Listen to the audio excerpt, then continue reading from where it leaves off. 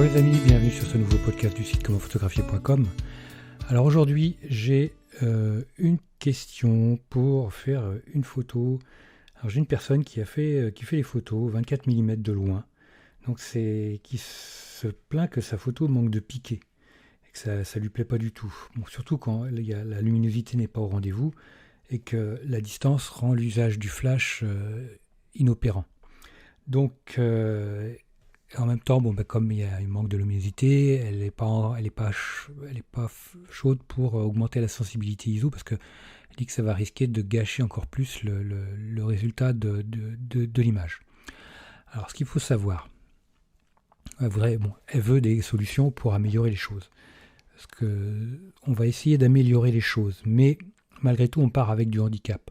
Le 24 mm c'est un grand angle, donc optiquement parlant, on va reculer un peu les choses, on va les faire un peu plus petites.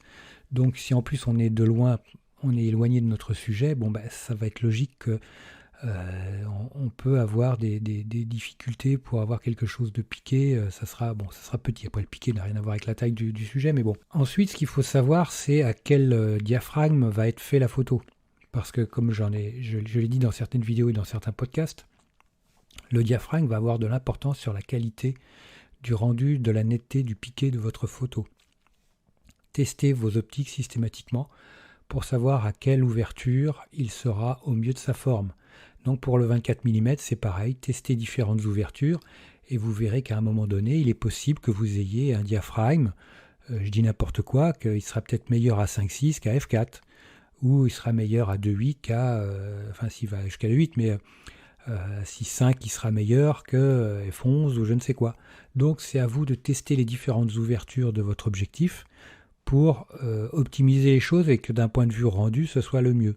Après je dirais, quand vous faites des photos en extérieur avec un 24 mm, que vous manquez de lumière, que vous ne voulez pas monter la sensibilité ISO, je dirais vous mettez les bâtons pour vous faire battre, et que si vous retirez toutes les possibilités à votre appareil photo d'améliorer les choses, ça va être compliqué. Donc à un moment donné, quand on exige des conditions un peu particulières, il faut accepter de certaines contraintes pour pouvoir faire notre photo. On ne fait pas d'omelette sans casser deux, comme on dit. Donc là c'est pareil, c'est qu'à un moment donné, si vous êtes au 24 mm, si vous avez des difficultés au niveau de la lumière, il va falloir mécaniquement, si d'un point de vue vitesse diaphragme vous ne voulez pas bouger, obligatoirement, mécaniquement, il va falloir augmenter la sensibilité ISO. On n'a pas le choix. Aujourd'hui, ça aurait été il y a 5 ans, le discours aurait été différent. Parce qu'aujourd'hui, on a des solutions quand même très efficaces, même dans Lightroom, parce que Lightroom a toujours été une bouse pour le travail de la sensibilité ISO. Mais aujourd'hui, c'est plus le cas. On a quelque chose qui est beaucoup plus efficace que ce que ça n'a été. Donc on a une solution sur Lightroom pour atténuer de façon sensible les dégâts liés au bruit numérique. Donc, il ne faut plus avoir peur si vous utilisez Lightroom.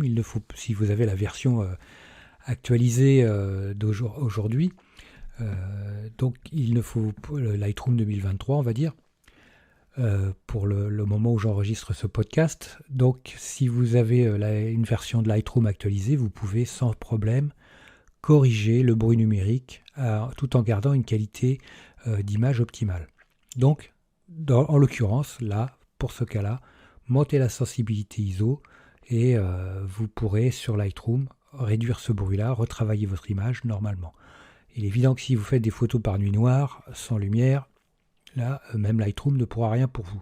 Donc, restons raisonnables, utilisons un minimum de lumière, mais je dirais, voilà, c'est première chose au niveau de l'optique. On va récapituler, mais la première chose au niveau de l'optique, c'est tester l'optique dans les ouvertures principales et tester les différentes ouvertures, voir lesquelles sont les meilleures et quelles sont celles qu'il va falloir éviter parce que le piqué sera beaucoup moins bon.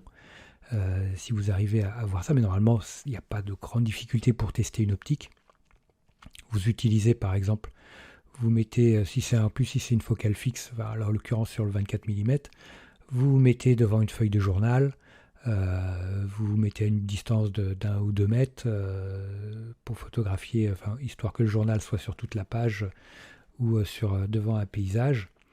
et vous faites vous vous mettez en priorité diaphragme et vous faites votre test d'ouverture et vous voyez quelles sont les meilleures ouvertures à la fin, quels sont les dégâts ou pas, quelle est l'ouverture avec le meilleur piqué. Comme ça, vous verrez concrètement le diaphragme optimal pour votre prise de vue. Et dans un deuxième temps, si vous avez des mauvaises conditions de lumière, montez la sensibilité ISO. Maintenant, vous avez pléthore de solutions efficaces pour réduire les dégâts du bruit. Et que ce soit Denoise pour une autre solution que Lightroom. J'utilise également DxO Pure RAW, j'utilise la solution Denoise, Lightroom également pour une ou deux photos quand c'est nécessaire. Donc vous voyez, il existe beaucoup de possibilités pour travailler le bruit au niveau de vos images. Voilà les amis, écoutez, si vous avez des suggestions, des solutions supplémentaires, n'hésitez pas à les laisser en commentaire. Un petit like, moi ça me fera super plaisir, moi je vous like super fort. N'hésitez pas à partager ce podcast, à partager cette vidéo. N'hésitez pas également à vous abonner à ce podcast et à la chaîne YouTube. Faites les deux, c'est important. Et puis je vous dis à très vite. Ciao les amis. Dernière petite chose avant de se quitter, si ce n'est pas déjà fait, je vous encourage à faire partie de ma liste de contacts pour bénéficier de conseils quotidiens, d'astuces photographiques, de choses vraiment utiles et intéressantes à connaître, à savoir, ou à se faire rafraîchir la mémoire sur certains sujets. Il y a toujours un intérêt à avoir un petit lien entre nous au niveau quotidien. Il y a aussi quelques réclames commerciales, je dirais, de temps en temps. Voilà, donc n'hésitez pas à aller voir sur les formulaires du site comment-photographier.com. Vous en avez sur les articles au niveau de la colonne de droite ou autrement en bas d'article, vous avez des formulaires un peu partout et vous pourrez comme ça ainsi faire partie de la liste de contacts. Autre chose également, actuellement il y a 50% de réduction sur toutes les formations du site comment-photographier.com.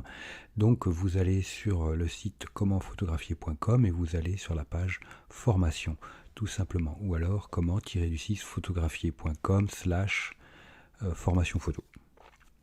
Mais allez sur le site, ça sera beaucoup plus simple. Donc vous avez 50% avec le code 5050 en chiffre arabe et vous pourrez bénéficier de toutes les formations à moitié prix. Vous avez une quarantaine de formations sur la photo de paysage, vous avez des formations sur le portrait, vous avez des formations sur les photos d'enfance, sur les photos flash, sur la photo culinaire, j'en passe et des meilleurs les amis.